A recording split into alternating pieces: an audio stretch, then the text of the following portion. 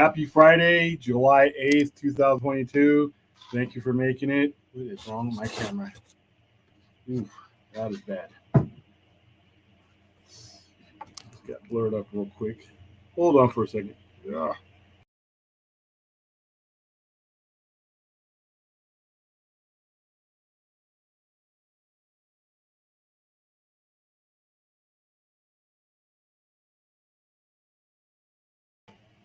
That's much better.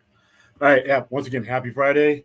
Thank you for making it. Welcome to the Sci-Fi Theater Live, right here in the middle of Las Vegas, Nevada, right in the middle of the very open Sci-Fi Center, right in the middle of the city. If you ever come to Vegas, you can see the stratosphere from my balcony here.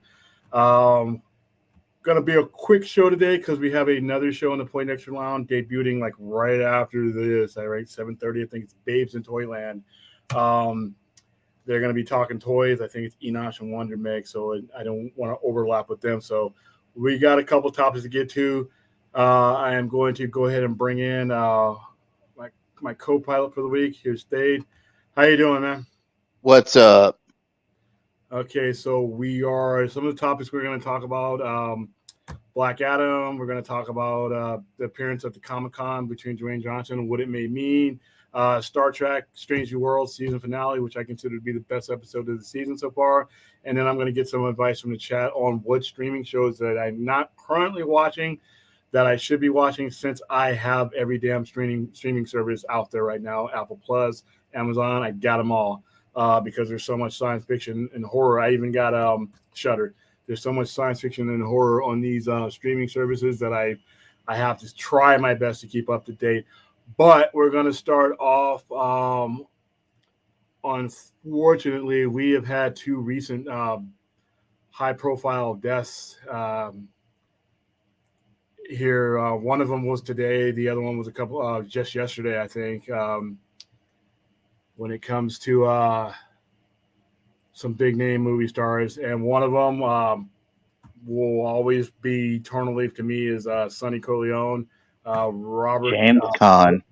James Caan. I mean, wow. I didn't realize he was 82, but I guess, I mean, you know what?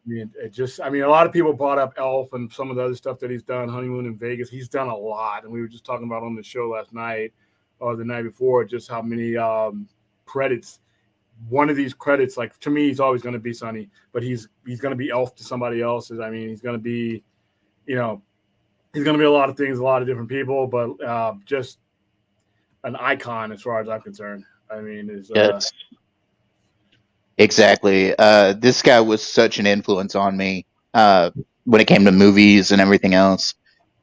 He influenced the mob. I heard Yeah. a lot of guys wanted to be like Sonny out there. A lot of guys wanted to be Sonny Corleone. Yeah. Yeah. So I, like I said, to me, he is Alien Nation. I mean, we were going over his credits the other night. I just took for granted how much stuff that he had been in, and it was like, wow. I mean, but once again, rest in peace, James Caan, 82 years old. They got Sonny at the Causeway, but 50 years later, they really got him. So, like I said, he has left a lasting impression on not just The Godfather, one of the greatest movies, if arguably the greatest movie of all time in some people's opinion, but in many other roles as well. So rest in peace. I also remember him. I also remember him from the movie Brian's Song. You remember that movie? Yeah, and it's funny because if you watch The Offer, which is the not documentary, but it's a series on Paramount Plus that basically chronicles the making of The Godfather. That was one of the movies that they were talking about when they were talking about at the production level. How Paramount, because back then Paramount was struggling to for relevancy, and then Brian's Song came along, and then they chronicled that one, and then but it was about The Godfather, but there were other movies that these guys were in. Right. Alvin Ruddy, they were talking about the Longest Yard and why he didn't do Godfather 2 because he wanted to go on and do his own thing. So, but yeah. So and another one. Let me get him up on the screen. This one's going to be a little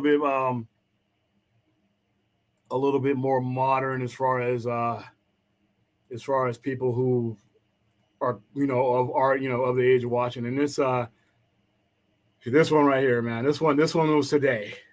Oh, Tony Sirico. Yeah. Yeah, I just heard about this like an hour ago. Yeah. God. Gone Man, at like the age of 79. he was one of my favorite characters on The Sopranos. Also, interesting fact, he was actually a mobster. He was part of the Colombo crime family. I believe it, man. I mean, he was actually legitimately a mobster in the 70s and 80s. yeah, I mean, I don't know a lot of the other stuff that he did. If he did a lot of other stuff, to me, what he front of mind is obviously going to be the Sopranos. That's, I mean, he was in a show called Lilyhammer. Yeah, Lilyhammer. That was the Grinder, Family Guy. Everybody was in Family Guy. He was also in Goodfellas too, briefly. Goodfellas, Mighty Aphrodite, Mickey Blue Eyes. Wow, he's a Yeah. He played a lot of mob characters, but that was legitimately because he was in the mob. It was kind of life playing towards art, with Tony Sirico. yeah. I mean, wow. So yeah, Micro Imperialo, who played Christopher, announcing on his website. Yeah, that's just like two people that are just back to back gone like that. I mean, but like I said, they lived long, good lives. But 79 and 80, there's no guarantee. In this day and era, to make it to that far, cause of death of either of them is not known. But they could have been ill and not. A lot of people keep this private. Well, Tony Sirico was in assisted living in Fort Lauderdale, Florida, so he was already in ill health and had been for a few years. He was on the Talking Sopranos live podcast last year and talking about how his health wasn't all that great. So, yeah, and this is like he said. Well, when he got interviewed, he said, "Do you want the good news or the bad news?" Circo called in 2020 interview. I said, "Give me the bad news." He said, "You didn't get Uncle Junior because that's what he applied, what he auditioned for. But I have something in mind. Would you be willing to be a recurring role in the show?" I have a character called Polly Wall, and that's wow. That's an understatement. That to me, that was one of the most authentic characters, for good reason, on the show. So Ollie Galtieri. Yep. Yeah, that's two of them within days. That's just kind of tough. Both mobster actors. Yeah, both mobster actors. So, all right. So the first bit of non-death related news. Let's get to something that's a little bit more uplifting. I mean, hey, the cycle of life is what it is. But you know what? Let's go and get to something that just came about in the last couple of days. Now, San Diego Comic-Con, I had planned to go this year. But a couple of things came about, and one of the main reasons why I did not want to go to Comic-Con this year is I don't go for the panels.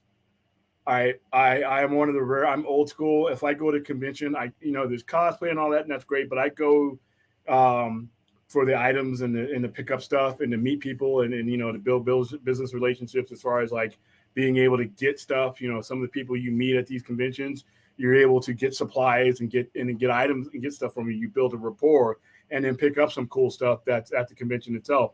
I don't go for the panels. And when it looked like that there weren't going to be that many panels because some of the major studios are skipping because they had their own thing going on. I was about to go because we dealers we get registration, we can go. And then as it started to fill up, I'm like, nah. We have a local convention here, Amazing Comic-Con, that I'm going to go to, and I just rather spend those resources. It just gets so congested and so convoluted, and a lot of that stuff that happens on those panels, I'd rather sit and be on a panel with here, maybe on Enosh's show or on my own show, discussing it live, as it happens on YouTube or however they do it. I don't need to be there in person. So one of the things that is going to be happening at Comic-Con is going to be Black Adam is going to be there. Dwayne Johnson is going to be there. And apparently there is going to be some kind of announcement. And we've all been speculating on what it is. Some of us have been speculating on whether it's going to be a Cavill announcement. Is Cavill going to be part of Black Adam? Cavill, is he going to reintroduce him? Could Cavill be there? Things like that. The biggest thing for me is, even though I'm not going to be at this con and I will be watching this from here in Vegas, however they announce it, it's getting people excited about what they have coming up, and they have failed to do that in like the last 5 or 6 years. They have done an absolutely awful job of getting people amped up and excited for what's coming next, and not just standalones. Like I said, standalones don't do it for an overall company when you're trying to build up the volume and the anticipation and the excitement. The Batman is great for the Batman and maybe the Batman 2, and then the Joker same along. But when you're talking about world building, which is not just copying anybody, that's the way comic book stories have been told for almost 80 years now. Right? That's how they sold comics. That's how they sold movies. Right? Superman, Justice League. It's just been that way for a long time, and the expectation for DC is that type of storytelling. So getting me excited, and then Zachary Levi, I guess Shazam, they're going to be there as well. So that's 2 movies that are upcoming really soon that they're finally starting to get us excited about. So when I leave Black Adam, and then I run into Shazam 2, I'm excited about these movies. And by the time I leave Shazam 2, I should be excited about whatever's coming next. So this is a good start for me. I mean, like I said, not for me as far as being there at Hall H personally, but as far as the news coming out in general, I'm happy. I'm happy they're finally starting to take this stance. What do you think about? What do you think they're going to announce, Dave? Honestly, it could be anything. I think probably it may have something to do with Snyder. I mean, I'm not the biggest Zack Snyder fan, and I really don't have a dog in this fight when it comes to the Snyderverse. But The Rock has been making some rumblings about Henry Cavill, so that could happen. Henry's always up for playing Superman again, so I mean, it could be that. It could be anything. Regardless, I'm interested to find out what the news is. Honestly, the only panel I'm interested in, though, really is the Marvel panel, but that's just me. Listen, and maybe this is some off the heels of what I consider to be a midway average movie, and Thor had its good points with that. I'm exhausted. The TV shows, for the most part, are what's been keeping me in the Marvel game. I've really enjoyed most of the TV shows. The movies, I may have reached my brain capacity as far as caring about them goes. Well, even I'm just like, I'll take it as I'm not excited about it. I mean, I'll go see them, I guess, but I'm not anticipating them, and I'm not excited about them. Well, even with me, I'm not gonna bother to go see Thor in the theater. I'm waiting for it to come to Disney Plus. But I'm still a Marvel diehard at heart, and I'll watch them simply because I'm a completist. So I'm not fond of Taika Waititi. I said this last night on Enosh's show. I'm not fond of Taika Waititi when he does franchise work. When he does his own stuff, it's great. When he does franchise work, it just doesn't work out for me all that much. But I mean, I'll give it a try. I'm always willing to give it a try. Okay, let's go through some of the chat. He is passionate about his Black Adam project. Yeah, he is, and he should be. He's been on it for a long time. But I think Dwayne Johnson understands that his Black Adam project on its own is not as potent if he is a charge for an entire world. I think he understands business, and I think that's why he is adamant on having a Superman, particularly Cavill, involved. Like I said, you could have the greatest movie in the world if it's just out on an ocean somewhere. It's going to get its excitement. It's going to get its traction, and then something comes along in 45 days or 90 days, and it gets lost in the wind. If you don't have a connecting storyline to get people excited about things, and then you spend all that energy getting ramped up for a sequel a year and a half to 2 years later. So I think he understands that. And when he says, "Oh, I'm going to be the hierarchy's going to change," people laugh at that.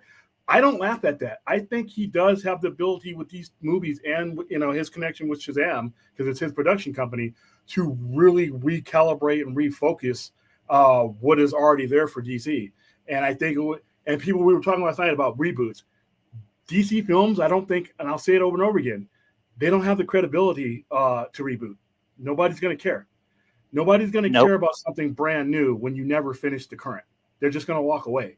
So To be honest, I think that's Dwayne what. Rock Johnson being the for what's coming up, I think it's crucial. I think it's good. To be honest, that's the Go ahead, reason man. why I checked out with DC with the DCEU, because it lost all consistency with me, and I haven't really been all that interested in a project since the Snyder Cut movie got put out. Yeah, and let's go. Let's say hi to some people. Hello, Stella. How you doing? Hey, Stella. Haven't heard from you in a while, but I guess because we haven't streamed a lot. Hot and Hating Nate. Nate. Hating Yeah, Nate. Hate Nate. Yeah, hating Nate. Oh, I got it. Okay, no, What's up, first Nate? time I thought Welcome. that name. Let's see. Hello, Rhea. Where's my What's cat? up, Rhea? Let's see. So back to. All right, but yeah, going to I think he's going to kill it as Black Adam as well. I mean, I really think it is. I think that I've said this before. Any money that movie makes is because of Dwayne Johnson. And even if it doesn't make $1 billion, if that movie makes 500 to 700 million, which would be phenomenal, it's 99% because of him. Because the Shazam world, people don't know who that is. I get people walking into this store, and I go to public events with movies and everything else. I went to a Shazam screening with this shirt, and we were all wearing these shirts. I had somebody walk up to me and say, "I love your Flash shirt." So the familiarity with Black Adam and Shazam, like I said, the biggest things that those two movies have going up against it are not where that one of them is being released near Avatar and all that. I don't think Avatar is going to make one bit of difference because it's the holiday season. People go to multiple movies. They got the kids at home. They need stuff to do. I think the biggest thing that these two IPs have is that they're Black Adam and Shazam, and they aren't widely known. DC has an expectation of Superman, Batman. People are like, "Oh, all we get is Superman, Batman." That's DC Comics. Okay, you're talking about the two of the most influential superheroes ever made. That is the expectation of DC. So when you talk about these other characters, these mid-tier characters, you're lucky if you make 500 to 600. The original Shazam barely, I think, broke 400 million. I don't think that the new one is going to do much more. Now, with The Rock kickstarting things and starting to push the boulder down the hill, maybe it'll do a little bit more. Because what's got me interested in this movie is the Justice Society characters. But then I'm a comic book nerd, so I know who they are. But I've never been the biggest Black Adam fan when it comes to the comics, but maybe I will be after this movie. Who knows? All right, The Rock is only interested in creating his. But listen, nobody cares about that universe outside of him being in it. Sorry, I love these characters. I love the Justice Society. I grew up reading them.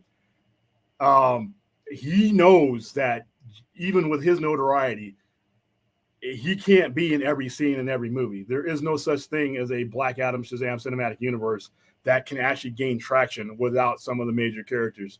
It's just not. I mean, like I said, I sat and watched trailers. I interact with people who are of like mine. Most of the characters in that trailer, nobody knew who they were. They knew who The Rock was. I got more questions about who and what Black Adam was than I got about anything else. So you take unless The Rock is going to be in 100% of every scene going on, that universe ain't floating without him connecting. And he knows this. He knows this without him connecting to what is already established. Now, if he's the guiding force and he's a focal point, that's one thing. But he like I said, the DC expectation outside of people on a small YouTube screen like this, Superman, Batman, Wonder Woman. And if you don't meet that expectation, you get the box offices that they've had. So the Rock he's not stupid. His universe will be there, but like I said, it's got to be adjacent in some way, shape, or form with what's already gone on. Because otherwise, other than him, there is no recognizable factor in these movies. Nobody, like I said, most outside of the comic book, them like me, you, and maybe the people in this chat. Do you know who Dr. Fate is? Does the general public know who Dr. Fate is? Oh, hell no. No. Does the general public know who Hawkman is? No. That's sad, and I'm not celebrating that, but the fact is that I think that The Rock knows this.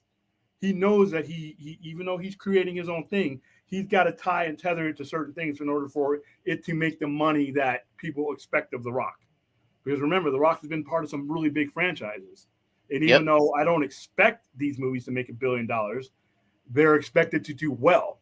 But I don't think they can do well just based on him if we're starting to extend the universe. Like, you couldn't have anything out of the Justice Society or the Shazam universe make more than 500 million without him being in it. It's just not going to happen. Oh no, not at all. Not at all. So let's see. Yeah, he's expressed his passion. Yeah, and I'm glad he's But no, I'm not mad. No, I'm not mad at you. I'm just, and I want this. I remember a couple of years ago when I first started getting on YouTube. I thought the biggest chance that we had to resurrect what we had and build something cohesive, whether it's Snyderverse or not, even if you're just going to use some of the main characters, was the leverage that Dwayne Johnson had. Now, if we're viewing the rest of the remnants of what we have through his Shazam universe, I'm fine with it. I'm 100% on board. I just want something I can get into, and I want to go on a ride. All right, I want to go on a ride. Solo movies are great, but I want to go on a ride. I want to go on a DC style ride. I've been on the Marvel ride for 13 some odd years, 30 movies and everything else, and I enjoyed some of that ride. But I'm ready for something different, and I'm ready for something in the tone that DC characters can emote. All right, so I'm hoping that this is it, and I'm hoping that this leads us back to some of the things that, like I said, the business move is for Henry Cavill to be Superman at some point in this universe, simple because his star is right there right now. And he became Superman when he wasn't as big a star as he is. Before The Witcher, before Mission Impossible, before the Sherlock Holmes thing that he just did with Millie Bobby Brown, before him being cast in Highlander. You got to get this guy now. I don't know if he's going to be hotter, or you're going to be able to match the pay that some of these other people are going to lay down for him. I mean, if he becomes 007, which I doubt, but it could happen. If he becomes 007, you've lost him. And why is he going to be a big star on someone else's screen for someone else's company when you have him right now? He's got the cape in the closet. Let's do it, And I think I'm. This is in my perfect world, in my imaginary world, that is what The Rock is going to announce. He's going to announce in some capacity. I wouldn't be surprised, like I said, wishful thinking, no inside knowledge, if Cavill is there at Comic-Con. So, again, it wouldn't surprise me at all.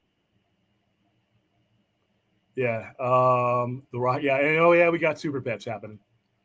Ugh. Yeah, I doubt he'll be Bond too. I doubt it. Because the Broccoli seem to have a particular person, not particular type of actor that they usually go after. And plus, we're 3 or 4 years probably away from another Bond movie anyway. And that puts them in the age group that they usually don't want to start with. Usually they start with their Bonds in the late 30s, right at 40, right where Daniel Craig, I think, was. And then a lot of the other ones, if they're wanting him to be in 3 or 4 movies, they might not want it. Plus, they might not want such a big star. I know Daniel Craig was in other stuff, but to me, a lot of people, he's James Bond, and then they've gone back and watched his other stuff. So yep. It's all depends on what we got here. So yeah, I am hoping that from this is the starting point of people getting excited about DC again. I hope they name a DC president soon, and they name a public figurehead that can be the person that puts out this information. And whenever we see these rumors, from JoeBob.com or nobodycares.net, and we're getting scoops and stuff like that, we have somebody who giving the official line saying that's BS. Tune in to our weekly show every Wednesday or whatever it is, and then the official DC guy who becomes the face of the guy does his own TED talk, says this is what we got coming up. Here's some behind the scenes this. We've heard these rumors. No, in fact, you know what? They don't even have to squash rumors. All they really need to put out is their truth, and it's coming from the horse's mouth. Right now, I think the biggest detriment to DC films right now is that the rumor mill and the scoops and all that dictates the excitement and the anticipation for DC. It needs to be DC itself, because I really think there's a lot of good stuff that they could put together and string together, even with the mess that it's been. there's enough material there. You could put a through line right through Black Adam, right through Shazam, right into the Flash, or whatever else you have next. You could really use this opportunity at Comic Con to jolt people and get them excited. And if it's from the Rock universe, depending on how they do it, we don't know what's worked because, in the comics, you got Earth 1 or 2. The Justice Society now, or pre-crisis, existed concurrently with the normal ones, and they used to do the annual crossover between the Justice Society, and it was one of the earliest crossovers ever done in the Justice League. So there's a lot you can do, and it's all out there. So I'm really looking forward to Black Adam. It's my most anticipated movie after Top Gun Maverick, which turned out well for me. So I am. I think this is going to be big. We'll have a theater full of people when it's released. We'll all be wearing shirts like this, except they'll be black in the glow in the dark. This actually glows in the dark. You can't see it now, but we'll all be wearing these. So we'll be doing a massive promotion. So I hope it goes well, and I hope it's a starting point for something really good. And then the conversation starts to be about, wow, what's next, instead of what the hell's going on. So, all right. So, let's see. I'm not sleeping on Super Pets. It's just not for me. I mean, there's kids out there that are going to love this, and I'm glad. It's just like Star Trek, right? I think Lower Decks sucks. Okay. I gave it its chance. I think it's horrible. But it's not for me. And I'm happy that there is some level for somebody who likes that to come in, because eventually we're all going to meet in the same room. Lower Decks is just another door for a Star Trek fan to walk through. Even if I don't like it, we can come in. And Super Pets, you know what? If you take it to your kids to it, and it gets them talking about what's next, The Rock's going to be in Shazam. Well, let's go to that. If that's what causes, starts the conversation, I'm all for it. I'm not going to go see it because I think it's silly, but there's a market out there for it, and have fun. Like I said, I'm not going to think any lesser of somebody, and it may make a lot of money because you can take a family to it, and that's underrated. A lot of the stuff that comic book wise that's been coming out lately, it's iffy whether you can take a family to it. I mean, you taking them to the Joker, you taking them to the Batman is very violent, and the only reason that they got a PG-13 rating is because there's not a lot of blood spatter and gratuitous stuff in there. But that's a very brutal movie. And the people that we did our screening with were a little bit put off by the fact that it was that over the top, even if they as adults enjoyed it. So yeah, Super Pets. It may I don't know how much they spent to make it, but it's definitely a good chance to get the family out. So yeah, like I said, I won't be there, but like I said, I don't watch Lower Decks either, but I welcome anybody who does. I know Dr. Fate, listen, if you're on this show, there's a good chance that your knowledge of comic book IPs is much higher, but we represent a very, very small percentage of the general audience. All right. The general audience is going to probably be the first time that they're ever seeing these characters from the Justice Society was probably that trailer. And the first feature length anything that they've seen is going to be that movie. You know what? So the general audience is got to get on board with this if it's going to succeed. And like I said, The Rock helps that. The Rock is going to help put eyes on this movie that may not have given it a chance. But you're going to have people who follow him through every franchise he's been to. And this movie has a shot. Like I said, 500 to 700 million would be phenomenal. Get the $1 billion thing out of your head. It's just not that kind of IP. So I would, like I said, when I make that comment about nobody knows who certain characters are, I mean the people outside of the screen and the guy on the street that makes up 97% of the actual, revenue. So I wish everybody was on par with us, man. It would be a much cooler world.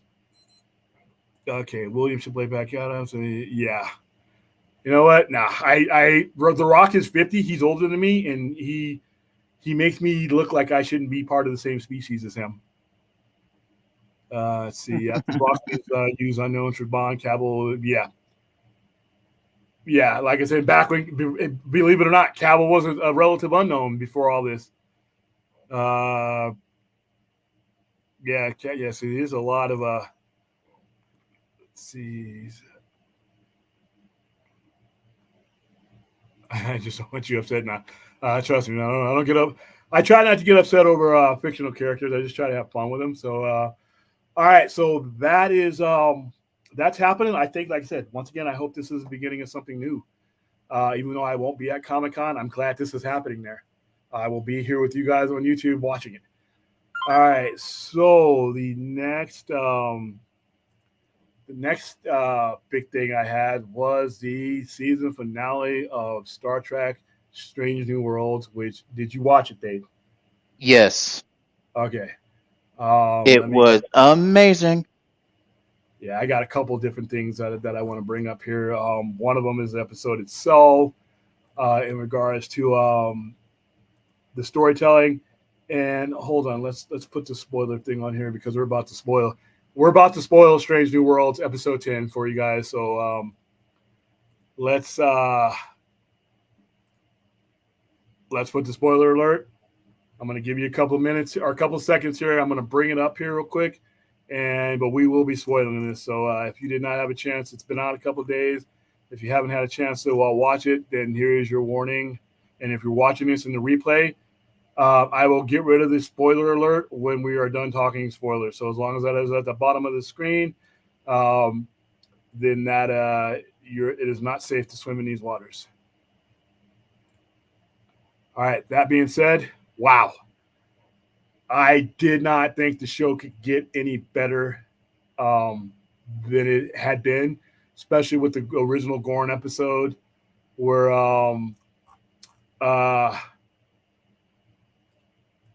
the original Gorn episode when they were doing the whole Wrath of Khan thing when they were fighting in the nebula. I thought that was going to be my favorite episode of the series.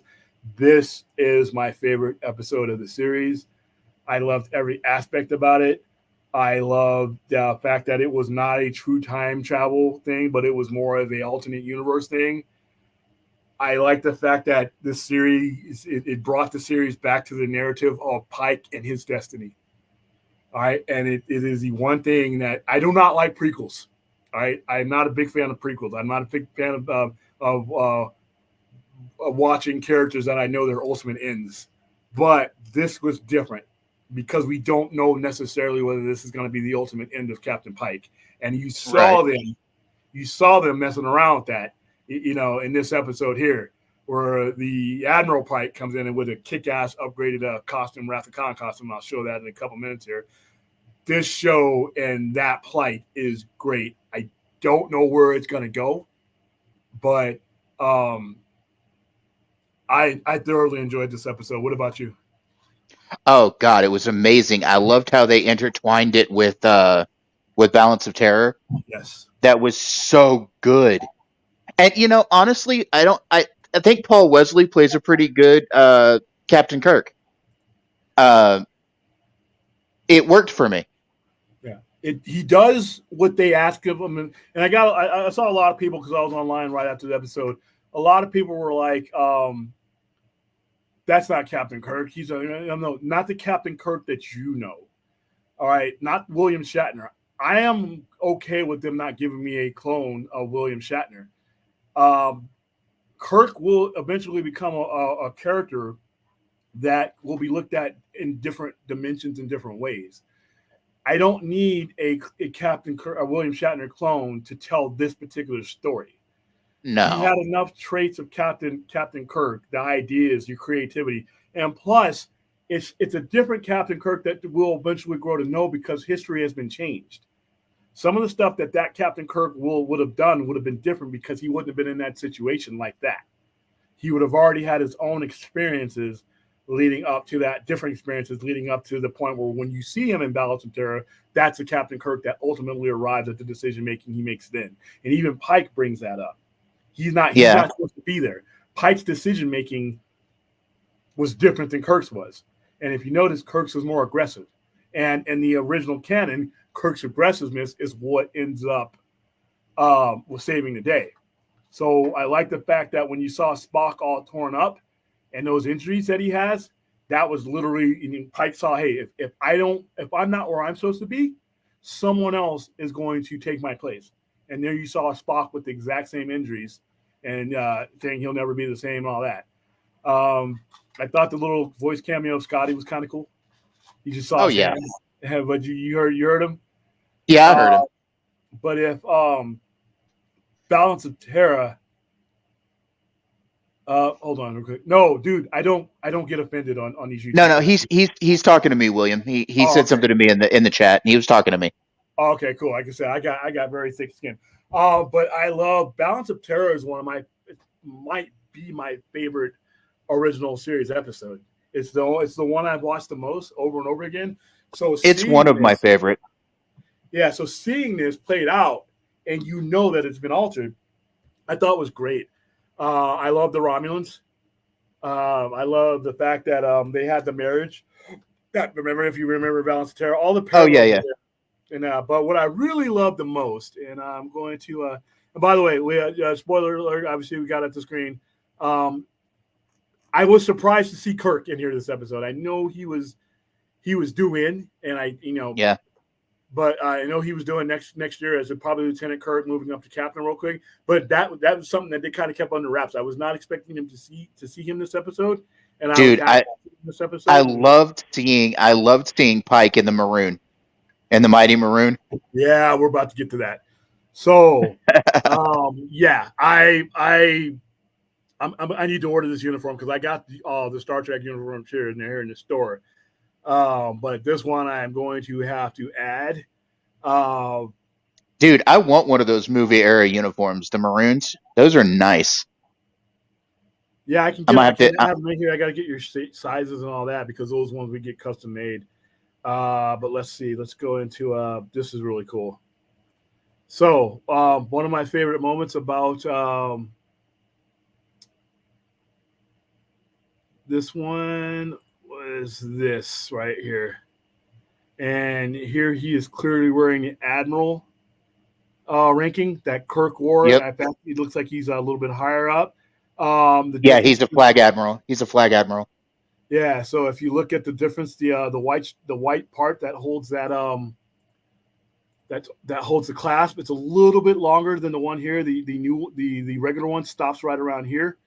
Everything else is the same. The only other difference is the admiral uniform that he's wearing does not have the gold piping that goes straight down. Unless this is just a bad angle, there's gold piping that goes down the admiral's uniform. That's what makes it different besides the rank. And then there's gold piping that goes around the sleeves. But that's fine. The body, and they had like there's like I wish I had a different picture of it. They had like a scaly, shiny sides to the shoulders. The arms are leather. The arms are leather. And that I was watching Trek Culture. They did a ups and downs on this video on this episode, and they were talking about it was probably changed because the way the timeline changed. Yeah. Because of the war, that they're involved in with the Romulans. Yeah, it was almost like when you see the Kelvin universe with the J.J. Abrams movies. Well, it was also like the uniforms changed in yesterday's Enterprise during Next Generation. Yeah. Yeah. So I was happy to I love this uniform. This is my favorite Star Trek uniform.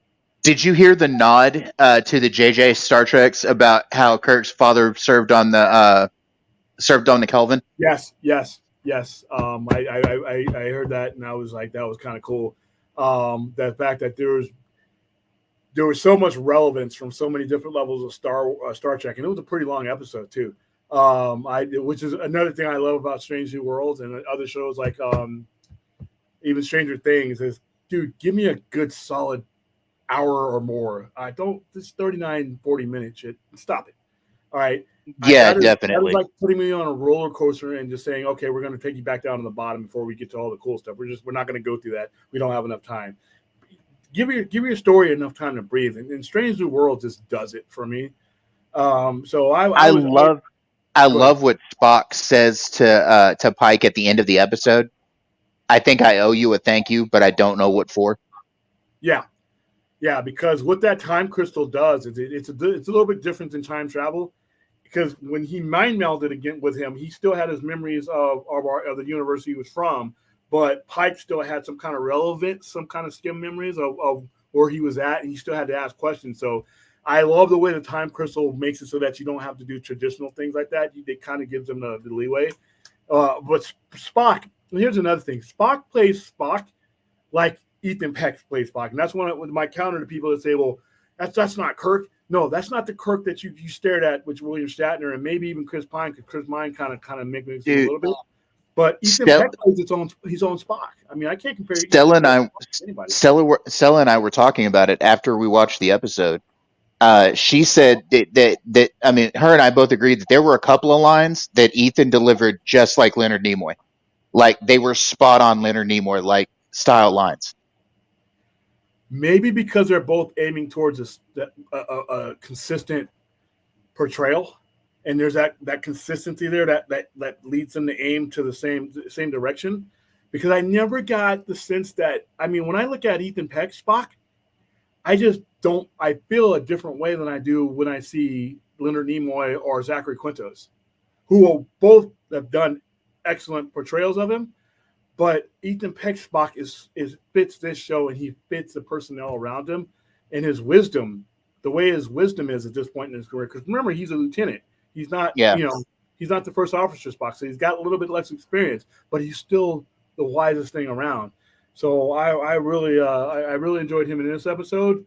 I like the way they focused on certain characters and they didn't really spread themselves too thin. I love how Ortegas took over the Styles part from this episode. Yeah, I had a problem with that a little bit. I understand that I'm missing some context because they've been in a war and all this stuff. She just doesn't seem like somebody that would have, where Pac would have had to tell her to stand down, like Pike would have had to scream at her that way. She never just seems to be the person. I mean, that Styles was, but I hadn't seen him in any episodes prior to the one he was on. I don't remember him being any other. I have a character history with her, 9 episodes deep, that just doesn't lend me to the fact that she would do that. She seems to have a trust in Captain Pike, and they have a trust with each other that it would have never come to that. But I understand why they did it, because they needed to juxtapose her character and that helmsman, and I was okay with it. There was nothing about this episode. I mean, I'm pretty sure if I analyzed it like some Trek fans do and just poke it apart, I could find something. But I'm just not going to, because I just enjoyed the episode as it came about. It was an amazing episode, and it had a whole lot of implications. I mean, Pike finally realized that it's not a good idea for him to change his future. You know, he finally realized and embraced the destiny of the chair. You know. Yeah. What does he say? Stay the course, save lives. Yeah. So I am really. I was really happy with this episode. Like I said, I've been happy with the whole season, and the whole premise of the show is just outright just being good. There's just and I like the and you can find this on YouTube World. Behind the scenes, the Ready Room with Will Wheaton, it was already good. There's a lot of stuff. I like his show better now with Strange New Worlds than I did with Picard and all the other ones. It just didn't seem like there was a lot for him to talk about. Yeah. It seems like in this era, he's a fan of this. He seems like he speaks like he's a part of Picard, because he was. That was the Next Generation episode. And you should look into Sean Ferrick over at Trek Culture. He does really good breakdowns of the episodes too. He did a breakdown of each episode. It's called Ups and Downs. It's a really good YouTube channel. I know of him. Also, another good one is Trek Yards. In fact, I just finished watching Trek Yards before I came onto the show. Those two do. Not only do they do breakdowns of all Star Trek episodes, they I don't know if this other one does it, but they break down the ships to like the piece and the molecule. If you see a new ship on any Star Trek show, Trek Culture does it too. Sean Ferrick, he does that too. He has a segment to his show called Cetacean Observations, and he goes in and talks about where things come on from in the episode. He talks about the technology. He talks about a lot of stuff. Yeah, and they'll bring it to the comparisons. Like, so say, they did one really great episode where they compared the Constitution class that's in Strange New Worlds to the original Constitution class and the refits and all that. And they discussed the refits. And I'm like, wow. I mean, I've been watching those guys for a few years. So I've been trying to get them on this show, but they're always streaming. They're always recording. They're always the only problem I had with them with this show so far with the guys you just said, I can't remember the name of their channel. Trek Trek yards. Is they still seem to have a problem with the way the Gorn are done in this season, and I don't. But a lot of people do, and I still think there's story to be told with the Gorn. I still think that well, and Sean Ferrick made a point on his episode breakdown on the Gorn episode where they fought the Gorn, the episode where Hemmer died. And he was saying that there's just different life cycles to the Gorn, that the Gorn captain we see in Arena has gone past that particular life cycle. Oh, also the fact that those people that were infected weren't under the control or on a place where the Gorn were controlled. There's a good chance where you don't see the Gorn in that fashion because if they're in a controlled environment where they're either wiping out the weak ones and the strong one is the one that they pick up, and then they're going to some kind of processing and training beyond that. All we saw was a wild, basically one that had no context. And when we see a Gorn that can pilot a ship, that is probably, it would be like saying, a newborn, and it grows before your eyes in the first maybe 3 or 4, months of growth will never reach to the point where they can pilot a ship or an armada. We just saw it going at a point that we wouldn't be able to expect that. And as far as their look goes, there's still a lot to be explained. I mean, I think that's what happens with Trek sometimes is that they don't let the storyteller that's telling that Trek story tell that story. You just got to keep an open mind. It's because a lot of people that complain about the canon for Star Trek want the member berries. They want everything to stay the way it was 50 years ago. They don't want to allow the new storytellers to tell those stories. And I'm glad that Paramount has said, we're going to let the storyteller tell the story. Hell, even Leonard Nimoy didn't really give a fuck about canon much. I mean, he came up and said, there was a point where they were talking to him about breaking canon in Star Trek, because this was years ago, and he said, canon's only the start of the story; it's not the end of the story. Yeah, it's not the tablets. William loves Morbius. Thought it was an average movie. I don't hate it like everybody else does. The problem I have with people in Morbius is that the hate was already built in before the movie was even done, before it was even released, and I think that is an ignorant trend that online communities have built to where they've made their decision about a movie before they will ever see it, and they start this wave of nonsense, no matter what the movie is, Morbius or anything else. And I saw it. Ironically, we saw it back when Zack Snyder's movie were being released. Remember, we were promoting these movies, and we were on board with a lot of the stuff that was going on before the movies hit the theaters because we had to be. And the type of vitriol that was going into BBS was nonsense. The type of vitriol that was going into Justice League, even before it got sabotaged, was nonsense. And that's what happened with a lot of these movies that are coming out. A lot of these movies that are coming out, people are building up a wall before the movies are even done, so that the narrative, by the time the movie has to fight a narrative before the production's even wrapped on it. So that's happening. That's happening with TV shows too nowadays. Like any franchise stuff, that kind of thing is happening right now. Yeah. There's so much expectation put on things that you can't tell a good story without people just automatically being angry at it. Well, and I need fans to be smarter. I need the production companies. They have a job to do too. Don't crack under the bullshit. You know what I mean? Don't do what Don't screw up. Once you've hired the storyteller, let him tell his story. And it's up to the fans that say, you know what, smarter people than you that make these things, they hired this guy. He knows how to make movies probably better than anybody throwing rocks at him. Let these people do their jobs. And then at the end of the day, you don't like it, that's different. I'm not saying like something that you don't like just to go along with the crowd.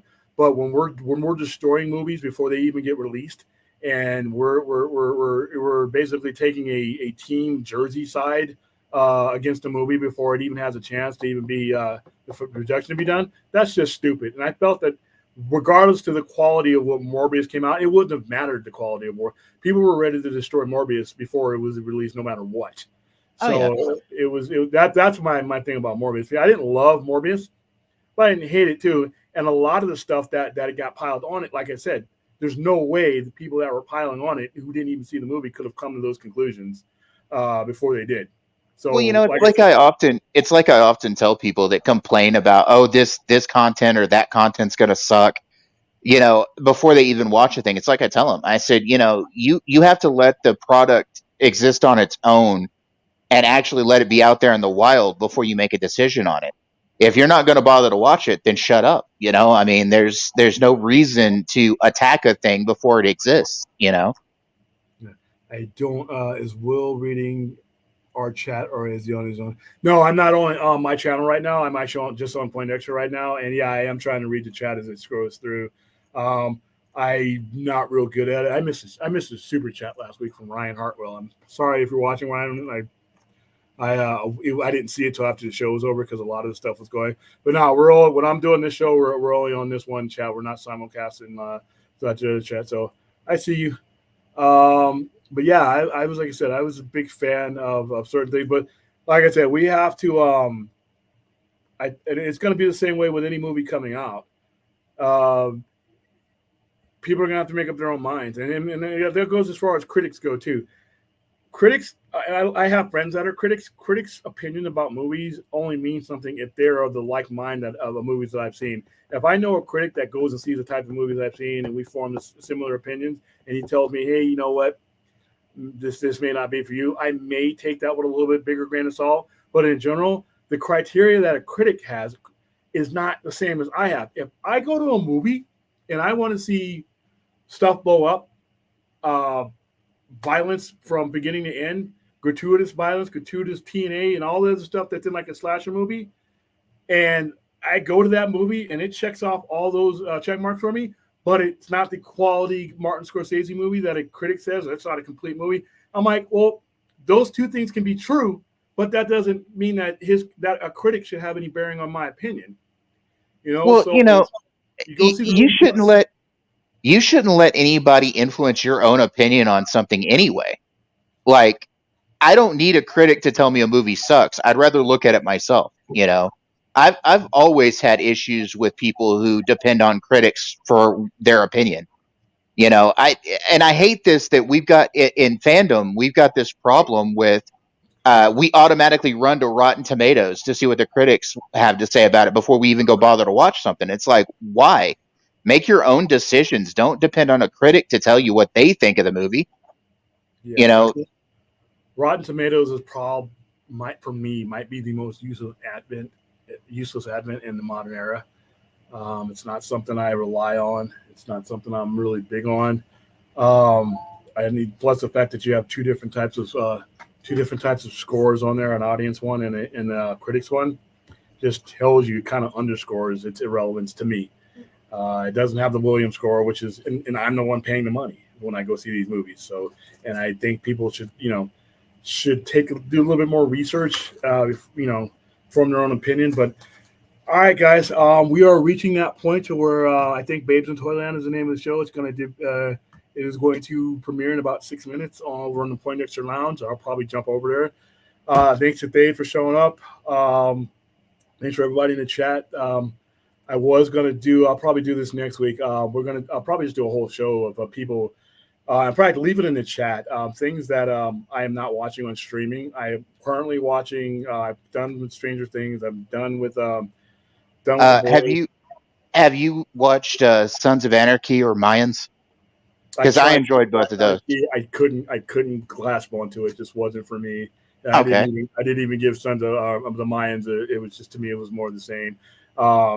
But well, yeah, Mayans is actually a little bit of a different show. But yeah.